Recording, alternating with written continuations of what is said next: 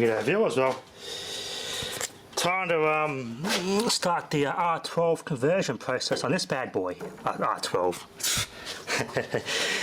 That would be nice, wouldn't it? The good old days. God love them. The 12 volt DC conversion I was supposed to say. So we've got our discharge inlet.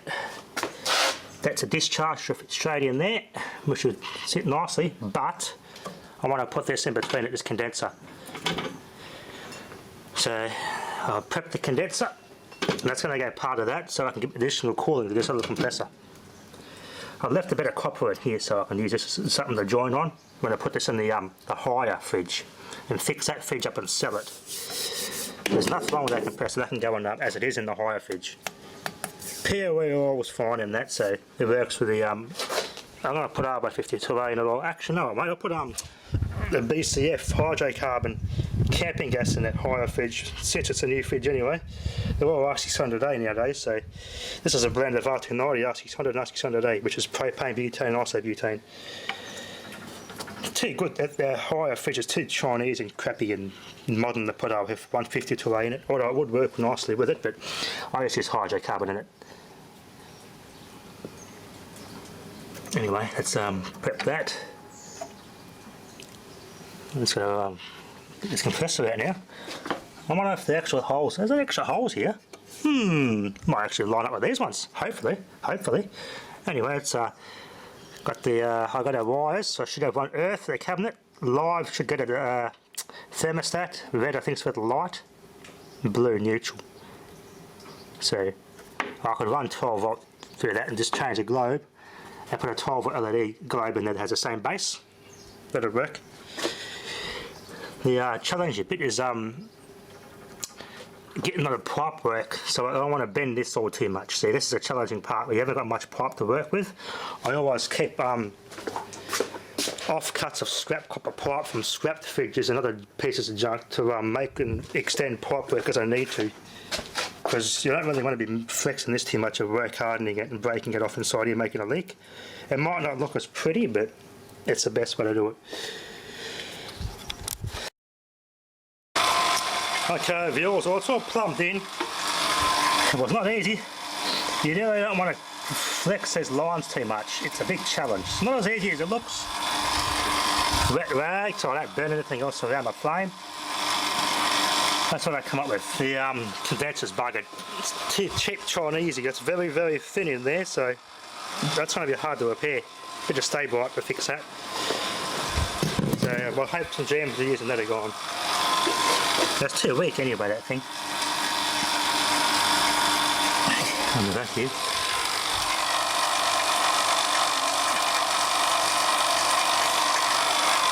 Two-stage vacuum pump. I got the biggest one that V4 had, just for a pretty good price. So I really want to get a small one. It just takes too bloody long. Might as well be using the fridge compressor. I'm going to get a small vacuum pump, so I just might as well jump on a big one. Two-stage, 10 CFM. Paid for itself already, this thing.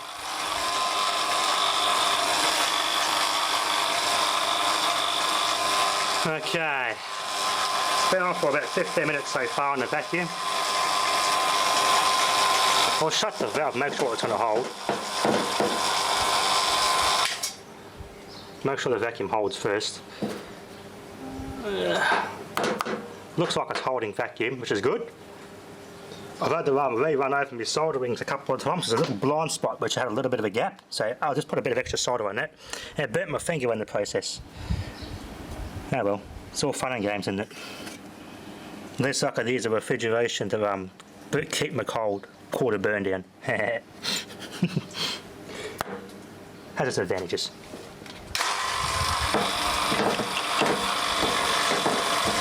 It's a 1 horsepower motor too, this. Anyway, smooth sailing, smooth sailing.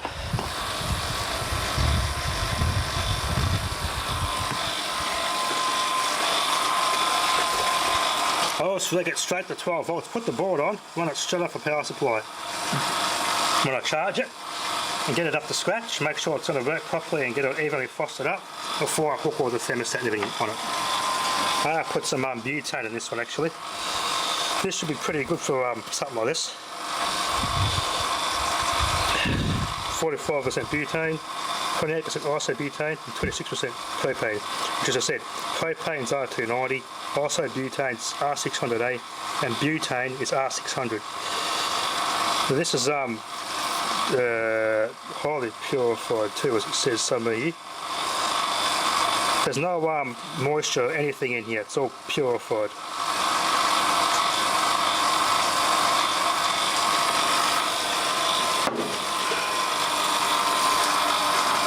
Anyway, it's about the same price as a difluoroethane, except you get a bit more bang for your buck with this gas, but I prefer R152A, but for newer things and things like this modern refrigerant is good enough for this.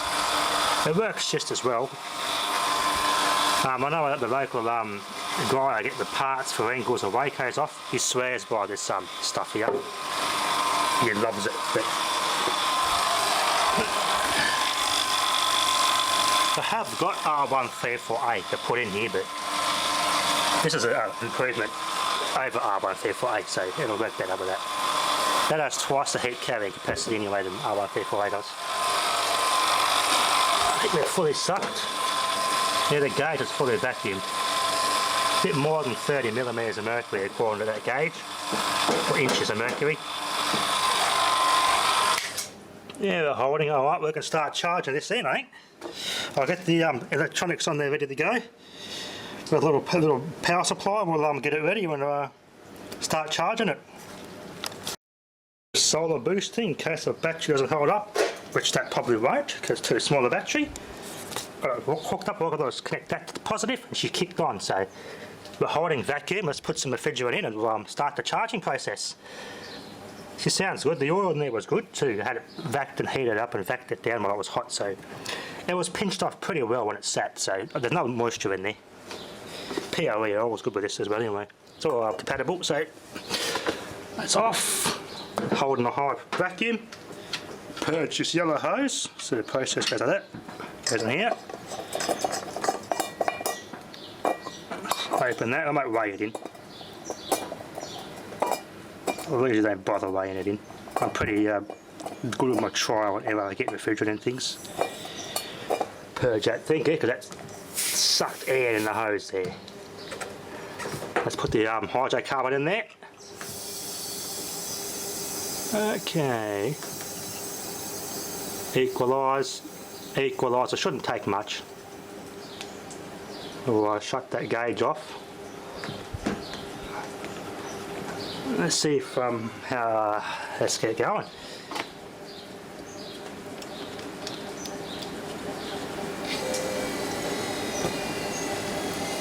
Quite a little thing. It's a small displacement compressor, so it's going to drop slowly. Very small displacement in there.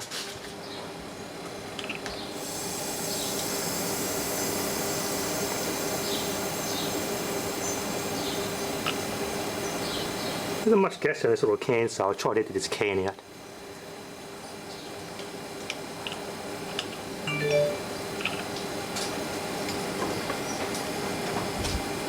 Yeah, we're starting to get a bit warm there. Yep, we're working. That's getting hot. Now, one thing I will mention though, there's a capacitor in here that holds the charge. I found out the hard way. The drivers in there must have a high voltage to kick that motor started. There must be a higher voltage DC than 12 or 24 volt on the motor wiring itself in there. I found out the hard way. I was playing with this, and for some reason one of these wires, these two wires here, I touched it to there, had it in my arm, and it jumped and sparked, and gee, it hurt. That blew some skin off. Oh, it hurt. So yeah, just be careful with little DC things like that, because there's probably like a buck converter circuit in there. Oh yeah, we're getting cold. Yep, we're getting cold, alright. So I'll get this bit working properly. Then what I'll do, I'll do all the wiring for the thermostat last. It only pulls about 3 or 4 amps, 5 amps at max. So we've got the solar boosted, because that battery's not going to do it on its own. Too small. Especially with cheap compressors like that, they use a lot more power than the more expensive fridges. why we got a little big lighter on here that blows flames. I know we've got a leak. It's a good beauty about hydrocarbon, easy to find a leak, just use a match. Yep, oh, that's getting hot. I was really hoping, as I said, to use a fan and condenser, but the pipe work is just too much of a shag of that. I don't want to break the pipes up in here and cause a leak. Then I ruined it. And my old mate wouldn't be happy either if I ruined his fridge. He's really looking forward to this. It worked out really well, and the mounts are all the same. The holes all lined up. There's extra sets of holes already pre-punched. You just moved the pins and it worked.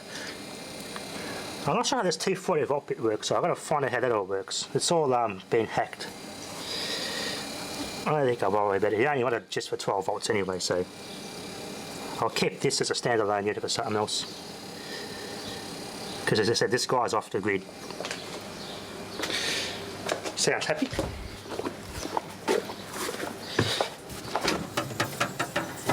Yeah, we're getting cold. Look at that burn cold. Oh, that's better. Oh, I burnt my finger. Oh, that's better. Oh, that's better. You can hear it. Oh, bloody dirty hands. Yep, we're working.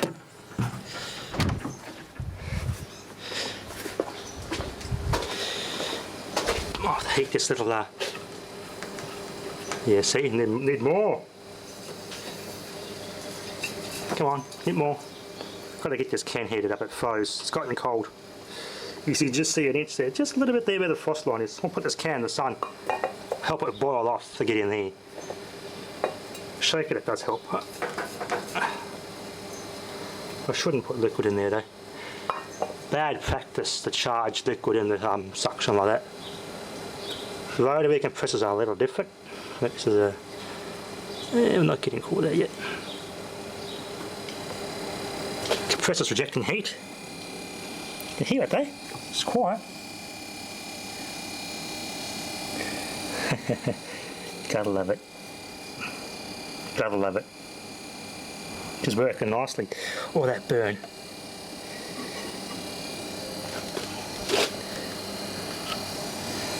Yeah, it's about 10 psi. I'll just do it bit by bit because this might not even take much anyway. It takes hydrocarbon refrigerant, you put less in the system for it to get the same effect than would with R134A.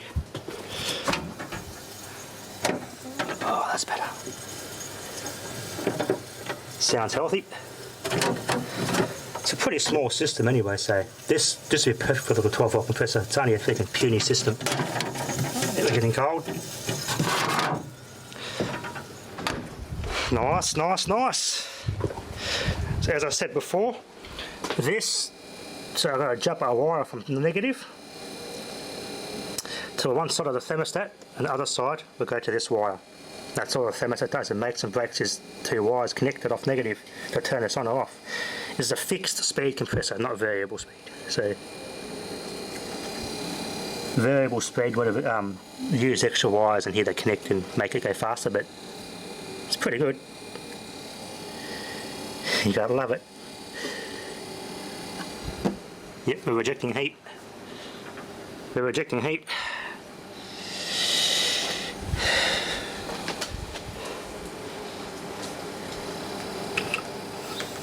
Let's go bit by bit.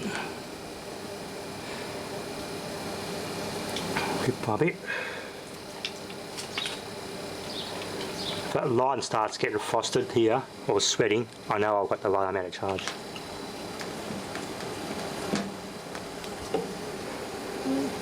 Another thing I'm definitely going to do though, put a fuse in this thing. I think it's a 10 amp fuse. That's a big must, because if you blow this up, it's a $160 part that. So, this thing looked after. That's formaldehyde coated in there too, so it's moisture proof. Here's the manufacturer, Hanny something.cn, it's a Chinese company. This would have been a solenoid here for the dual zone, for switch between two evaporators. It's kind of cool how it works. Oh yeah, it's hot.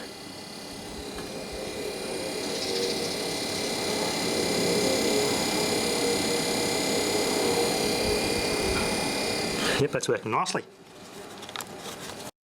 Heated that can up. That certainly helped boil off excess propane and hydrocarbon. Oh, that's cool now. Oh yeah. Help get some sub-cooling to the compressor. Because these things don't like overheating. These are susceptible to it. They're 12-volt compressors. Oh, that's getting cold. Hopefully not too cold. Ha ha ha, yes. Because it won't run as efficiently if it's too cold there. Oh, yep.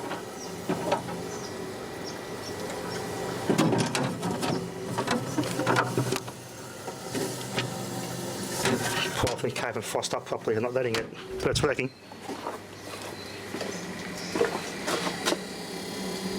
That's full, I think. I'll turn it off. I'll stop that. That's going to be full. That'll be full.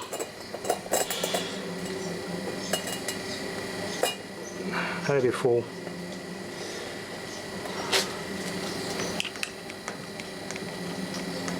Yeah, that's going to be full.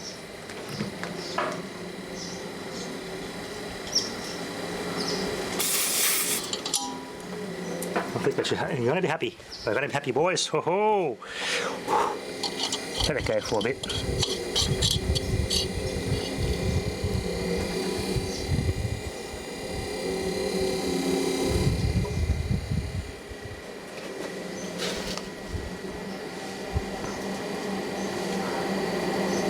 I can hear it under the camera. I'll pick it up. I'll put the camera lens right against the fridge with a microphone and I'll shut up and listen.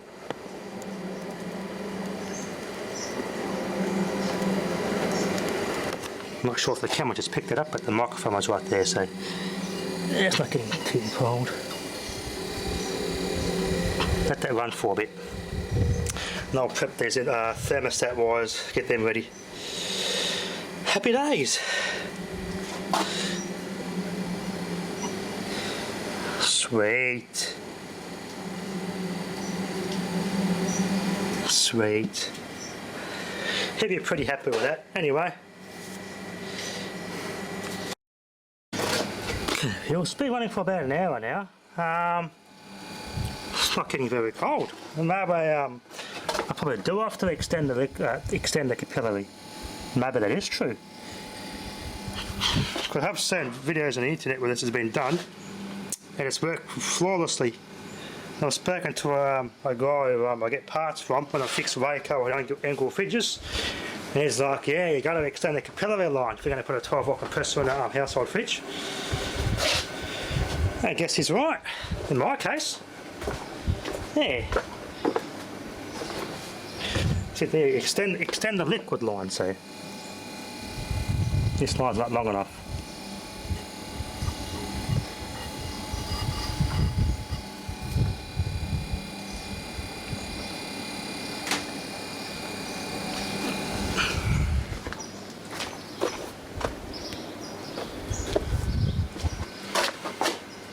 I guess he's right. Well, I've got that lucky and need to extend the liquid line. It's working quite well there. Running off solar. Yep, still got plenty of power there. Anyway, I'll do a bit more investigation into this. So far so good though. Thanks for watching.